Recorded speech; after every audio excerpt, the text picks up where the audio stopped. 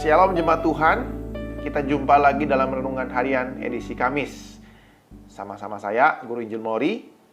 Nah, kita hari ini adalah topik yang baru, masih dalam kehidupan yang baik dan indah dari buku James Bryan Smith. Topik hari ini adalah tentang hawa nafsu.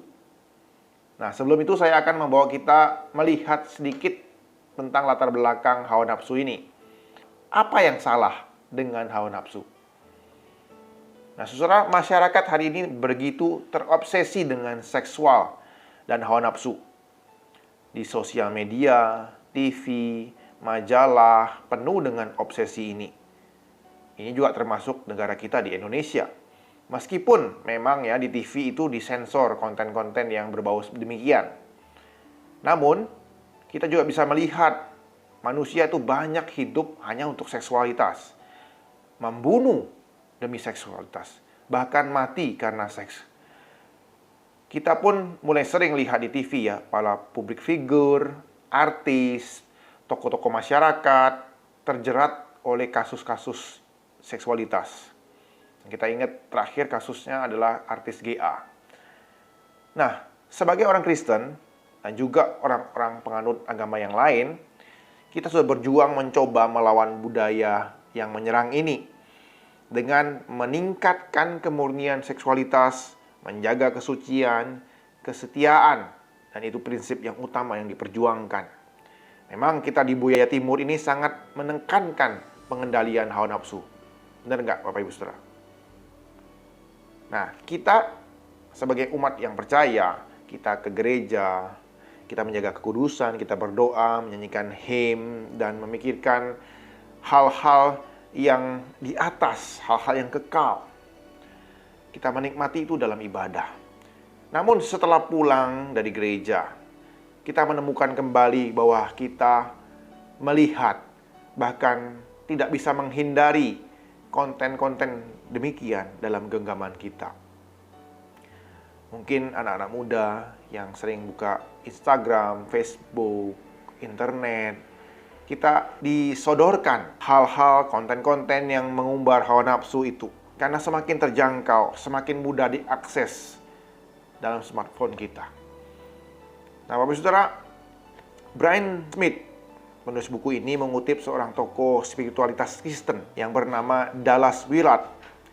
Dia mengatakan ada dua kesalahan utama tentang seksualitas manusia, baik dari pihak agamais maupun dari orang-orang dalam budaya kontemporer. Dua hal itu adalah, yang pertama, kita sebagai orang agamais, termasuk orang-orang gereja, kita berpikir bahwa semua gairah seksualitas itu jahat, dosa. Yang kedua adalah orang-orang budaya kontemporer, berpikir bahwa semua gairah seksualitas itu baik. Jadi ya monggo, silakan dilampiaskan aja, seperti itu. Dua hal ini salah menurut Dallas Willard. Mari kita membahasnya secara detail. Gairah seksualitas itu jahat. Nah, konsep ini populer dalam budaya orang Kristen sejak gereja mula-mula.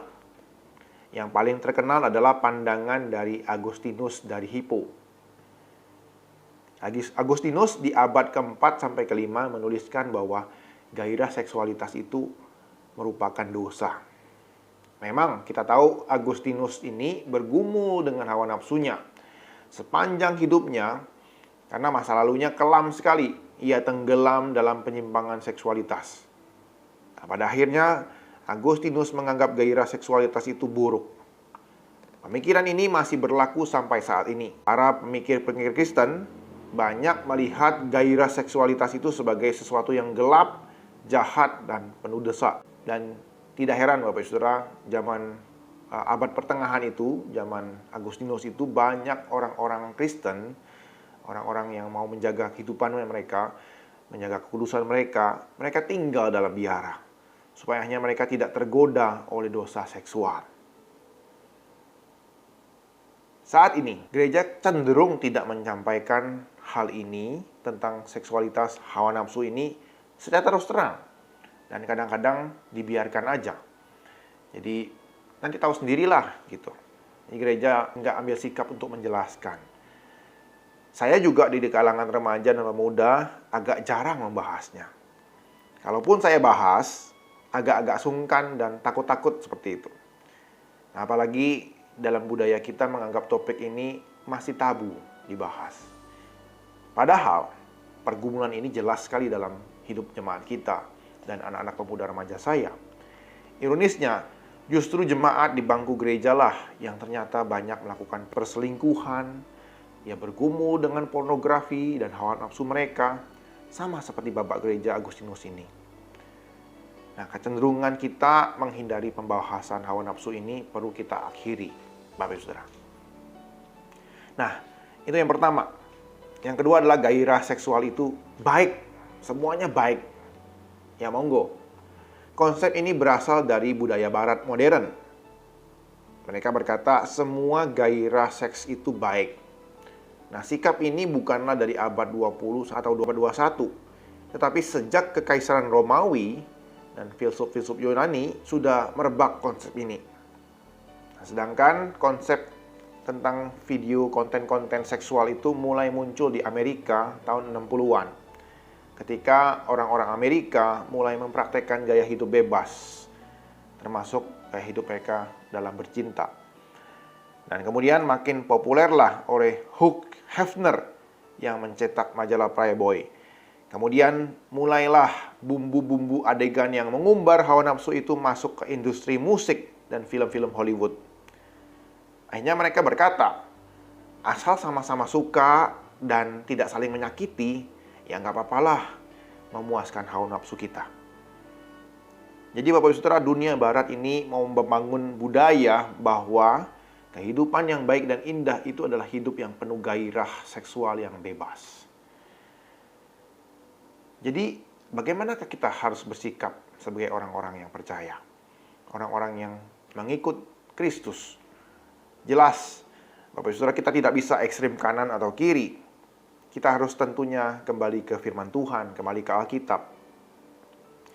Nah, kita tidak bisa membiarkan jemaat kita buta terhadap seksualitas yang alkitabiah. Alkitab mengatakan bahwa seksualitas itu diciptakan Allah untuk manusia. Seks dan hawa nafsu, gairah manusia itu bukanlah hal yang berdosa. Allah yang menciptakannya. Allah membuat itu kudus dan mulia pada awalnya. Memang dosa merusaknya. Ia menciptakan seksualitas itu untuk menjaga keberlangsungan hidup manusia. Supaya manusia bisa beranak cucu dan bertambah banyak, memenuhi bumi dan menaklukkan bumi, dan menjadikan dia bumbu yang indah dalam sebuah pernikahan.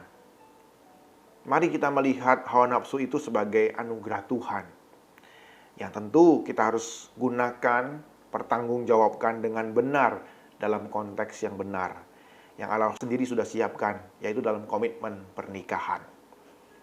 Brian Smith menjelaskan bahwa keintiman atau hawa nafsu itu harus seiring dengan komitmen. Jadi makin tinggi komitmen, makin tinggi pula keintimannya. Dan akhirnya bertemu dalam pernikahan. Kesatuan tubuh seperti itu. Jadi sekarang kita bisa jelas bahwa kita tidak bisa menghindari secara ekstrim hawa nafsu ini. Kita harus mengenalinya dalam pemikiran yang alkitabiah. Demikian kita sampai di sini dulu pembahasan tentang latar belakang ini. Minggu depan kita akan sama-sama membahas tentang topik ini. Topik tentang hawa nafsu yang Yesus sendiri ajarkan dalam khotbah di bukit. Mari kita bersama-sama berdoa. Tuhan Yesus, kami bersyukur buat renungan hari ini kami bisa bersama-sama merenungkan tentang hawa nafsu kami, Tuhan. Kami tentu bergumul, Tuhan, di tengah-tengah dunia yang jatuh dalam dosa ini, Tuhan, menggiring kami terus untuk hidup hancur, larut dan tenggelam dalam hawa nafsu yang tidak punya komitmen. Tuhan, tolong kami ketika kami merenungkan konteks yang terjadi saat ini, Tuhan. Kami tahu kemana kami harus melangkah. Biarlah terang firman-Mu terus boleh menguatkan kami dan menuntun jalan kami, Tuhan. Sehingga kami boleh mempertanggungjawabkan hawa nafsu kami ini, Tuhan. Tidak menolaknya, tidak menekannya, Tuhan. Tapi membawanya ke hadapan Tuhan. Dan kami bisa menikmatinya dengan benar. Terima kasih Tuhan Yesus. Inilah doa kami dan permohonan kami. Berkati setiap kami yang sedang bergumul, khususnya dalam pergumulan hawa nafsu kami. Dalam nama Tuhan Yesus kami ucap syukur dan berdoa. Amin.